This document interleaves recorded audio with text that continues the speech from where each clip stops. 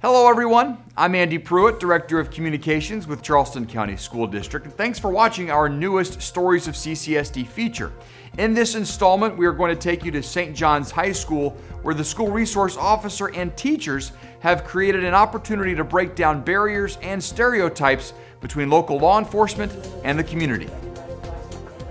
I had a lot of questions that I didn't know who to ask, and I saw this as an opportunity to ask my questions in a safe place. St. John's senior Bruna De Jesus is one of about 25 students participating in meaningful dialogue with Charleston Police Department officers once a month through an initiative called Community Circles.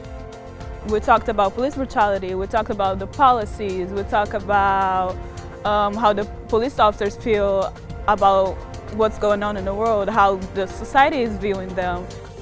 The idea came from the school's resource officer, Adam Deming. He actually wanted to start these meetings last spring, but the COVID-19 pandemic postponed plans. Turns out, putting this program in place was extremely helpful when school resumed this fall. They had plenty to talk about following a challenging summer for our country. I wanted it to be kind of a safe place for kids to come and have open discussions and dialogues and ask questions.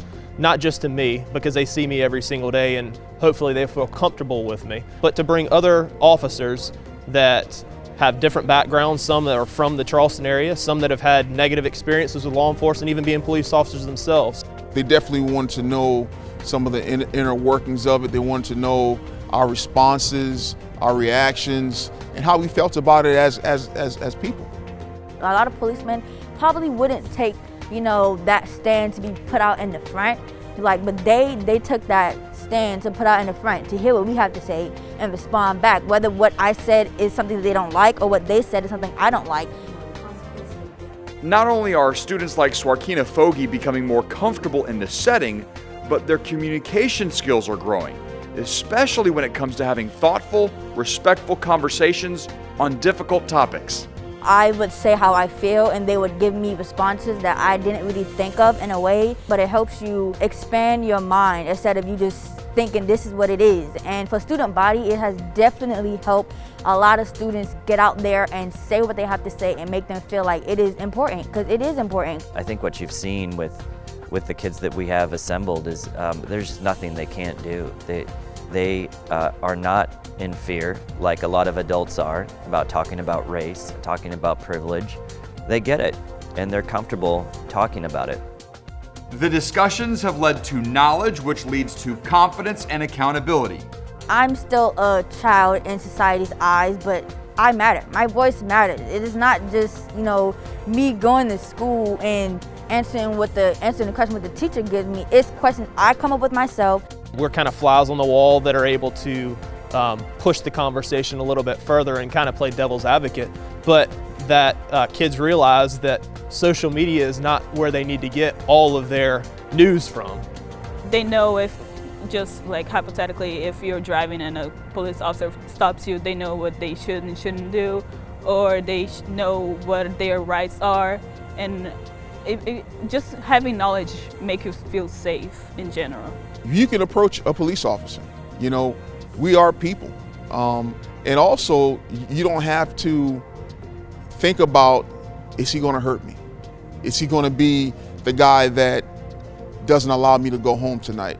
However, everyone involved agrees the major benefits are the relationships forming between the students and the officers and bridging the gap between law enforcement and the community they serve. A lot of times, as police officers, we don't get seen as just people. And I'm a dad, I'm a husband, I'm a son as well. And I think the human factor is what the kids need to see.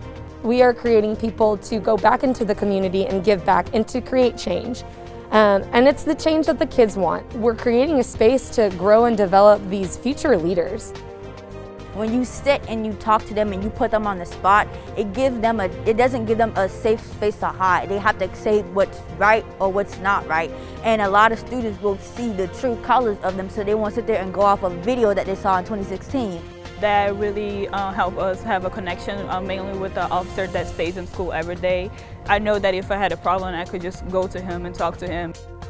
No doubt Deming is encouraged, and so is the CPD. community circles are now happening at multiple high schools in the district. Can only benefit not only the police department in Charleston, but hopefully it makes its way into some of the local jurisdictions and they can get on board with this. And you know, it's just a great open dialogue, safe space for these kids to come and have that conversation, because they don't hold back. That's exactly what the police officers and the staff at St. John's want. On Johns Island, for the Stories of CCSD, I'm Andy Pruitt.